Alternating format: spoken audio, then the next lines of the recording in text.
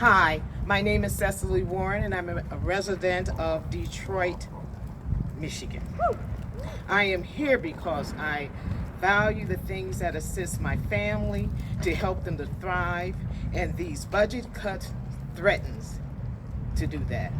I stand here today as a concerned advocate for my family and community.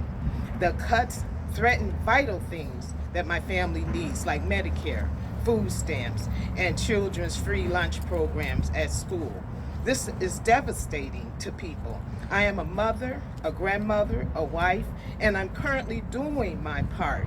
My daughter had to come and stay and live with me, with her son, because of what's going on and the cuts that's going on. She could no longer afford her place.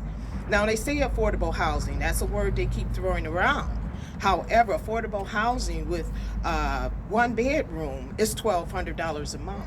Now, if you're not doing that $25 an hour job, and most of us are not, you're looking at 15, and we're fighting for that, of course, 17, $18 an hour. So you're bringing home after taxes maybe $500 and $600 a week. So just put that together, $1,200 for your rent or your mortgage, and that's a one bedroom. Next, you've got your car note. You've got your car insurance that you must have. You've got your health care insurance that you pay for as well if you have a job, because they make you pay. You have to pay a portion of that as well. You have your food.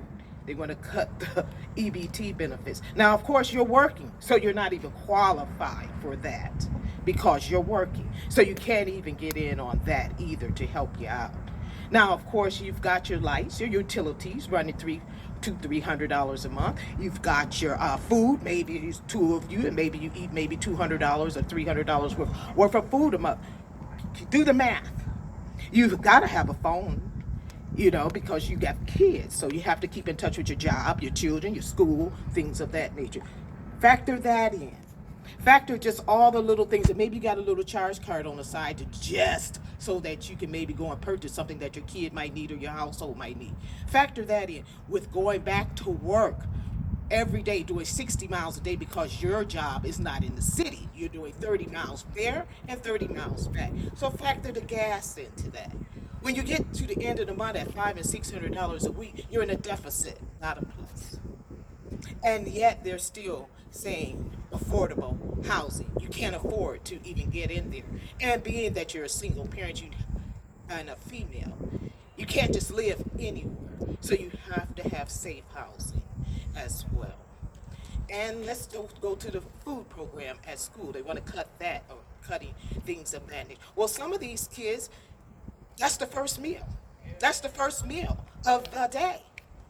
So that meal is what's going to nourish their minds. This is what's going to nourish their bodies. This is what's going to wake them up to go through that day without their stomach growling, without them concentrating on hiding that growl, or being embarrassed because their stomach is growling, or not concentrating on the lesson that the teacher is giving because they're concentrating on that pain and that noise in their stomach until lunchtime comes.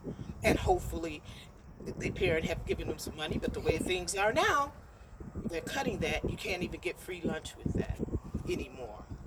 Cutting in our healthcare system. I have a daughter that suffers with thyroids, and I don't know if you guys know anything about that, but that's a common female thing. But she goes through extreme pain and hemorrhaging, yet she has to go to work. She has to go to work each and every day. Cutting in the health care is going to cost her not to be able to go through those specialists that she needs to get this under control, or surgery, or whatever it may be recommended for her to do. Not to mention the seniors that I am. I